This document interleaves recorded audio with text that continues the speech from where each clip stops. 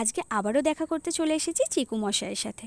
না শুধু চিকু মশাই না, চিকু মশাইয়ের দিদি অর্থাৎ আমার বান্ধবীর সাথেও। ভয়ে রীতিমতো আমরা চোরের মতো যেই না দরজা খুলেছি, ব্যাস তার দৌড়াদৌড়ি লাফালাফি শুরু। আমি কোনোভাবে ঘরের ভিতর ঢুকলেও সে বৌদিকে কিছুতেই ঢুকতে দেবে না।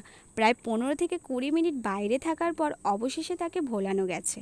তারপর আর কি, সে আমার কাছে আদর খেতে চলে এসেছে। প্রথমে একটু বদমাশি আর দুষ্টুমি করলেও ও কিন্তু খুব বাধ্য ছেলে, ও সবার কথা শোনে। তাই তো কীরকম আমার কাছে চুপটি করে বসে আদর খাচ্ছে। চিকুর সাথে খুনসুটি করে সারা দিনটা কাটানো যাবে। চিকুর বয়স মাত্র 8 মাস, কিন্তু তার দুষ্টুমি দিন দিন বেড়েই চলেছে। সারা দিন ধরে ছোটাছুটি লাফালাফি দুদণ্ড তার স্থির নেই।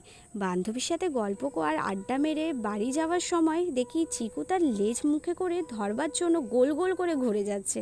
তার কাণ্ড কারখানা সারাদিন এইভাবেই চলতে থাকবে। আজকের মতো এটুকুই, দেখা হচ্ছে আমার নেক্সট ভিডিওতে।